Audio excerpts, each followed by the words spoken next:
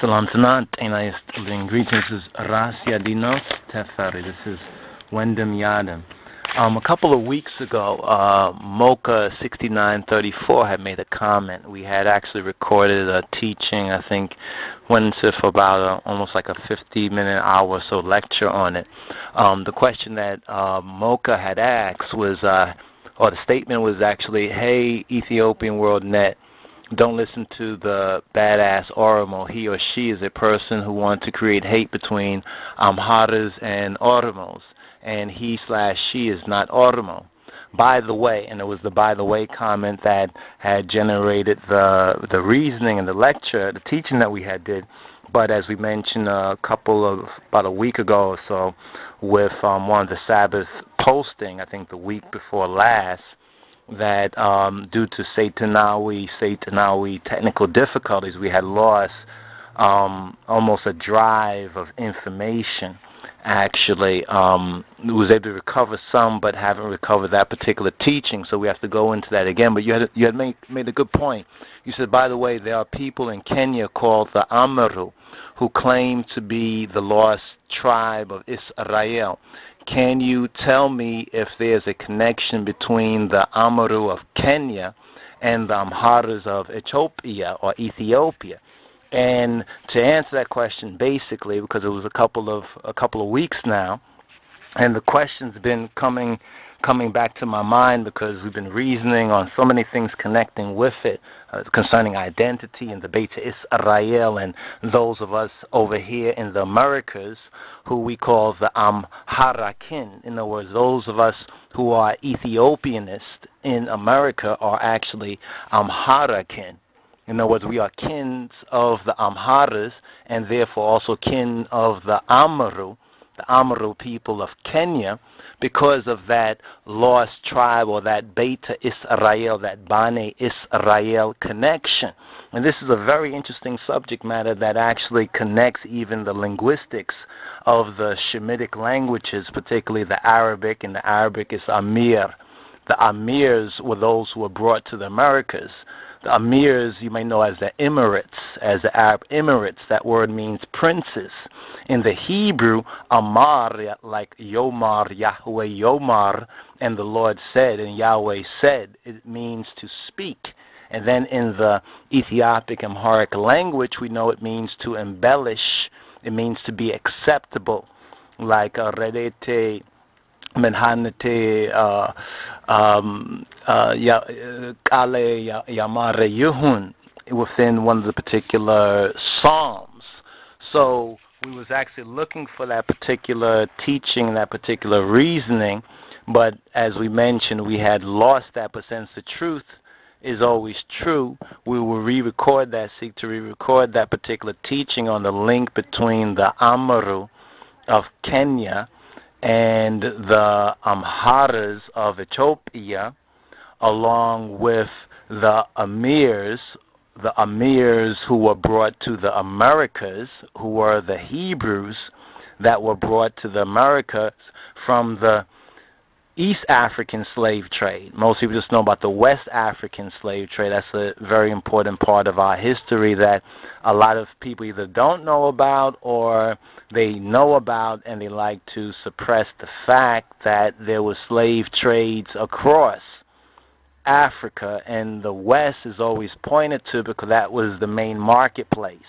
That was the point of distribution across the Ethiopic Ocean, which later on was renamed the Atlantic Ocean, or the Southern Atlantic Ocean. If you check out older maps, it was called the Ethiopic Ocean because of the old truth or axiom that wherever water touches land, you will find Ethiopians there, because actually our ancient ancestors were some of the first seafaring peoples. So a lot of these ancient names that we hear people trying to claim are actually our ancestors. But our ancestors, as the prophecy said, would go from nation to nation, from people to people in our migration, like similar with the sun, from the east all the way to the west. So we're now here in the west, just like the ancient so-called mythos or mythology. We're in the Menta, we're in the land of the West, we're in the land of the dead. The Revelation calls it a spiritual Egypt. So all of us now are gathered, in a sense, together here in these Western lands, but still it's a lot of the tribalism, or really the ignorance that causes the tribalism, where we don't recognize that we are actually one people in the same situation with the same key identifying factors. And one of the main ones is that particular name or Shemitic sound, or that word, the ah, the ma, the ra, that may be pronounced Amhara or Amere, Ameru. And we, as the Amhara or the AMHARA-Kins, actually America was named because of the Emirs that was brought over here, and not Americo Vespucci, as people are told in these counterfeit Western Anglo-American textbooks. But all that detail we've touched on before. The information, the facts are out there, and we'll seek to put it all together for you and for those who are interested in knowing that half of the story that hasn't been told. So, yes, thank you for that excellent question concerning the people in Kenya who are known as the Ameru, and who have a claim, a positive claim, both by their own history and their own practice and their own customs, which, if one investigates it, are basic, primitive, or primarily Hebraic customs, as different than other so-called Africans who don't share those particular customs and beliefs and way of life. So we can see the truth in the practices, in the particular dispositions of the people, but some, like the Ameru, were able to maintain even the name. That's a clear link to the Amharas of Ethiopia. And we need to clarify that Amhara point of Ethiopia too, because some people believe that it's a race in the sense of a particular blood type, and they forget that Amhara actually is a sultane. It's a sultane civilization, or a culture, or an acculturation.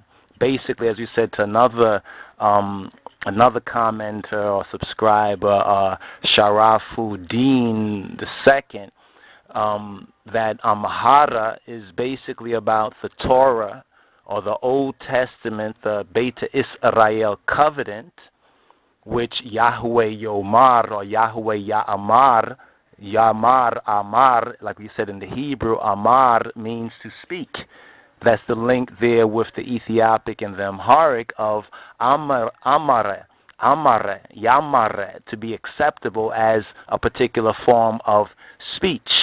So from that we get the Amharas. So if you look at the Hebrew link, we look at the Ethiopic link, if we look at the Amharic link, if we look at the Arabic link, because in Arabic it is Amir, which the pale red Arabs, or the Mohammedans, they say Emir, or Emir, they say more for E to disguise the A, but when you know the language, you recognize exactly that the Emirs were the Amhara princes, the princes of the Beta Israel. And through their sultane or civilization, they civilized the so-called red man in the east, which was the so-called pale red Arabs. They civilized them, the sons of our father Abraham, the wild man, the Ishmaelites. They civilized them. And in return, some of them participated in the slave trade. You remember what happened with Joseph, how it was to the Ishmaelites that Joseph was sold.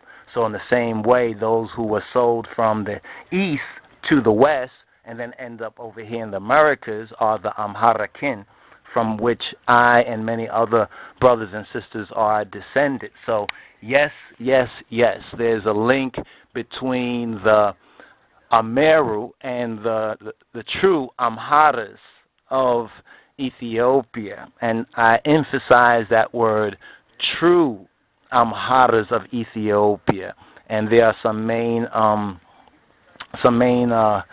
key points that identifies that truth, namely the Torah, the covenant, the Al-Kidan is the first and foremost. the language, the civilization, the throne of David.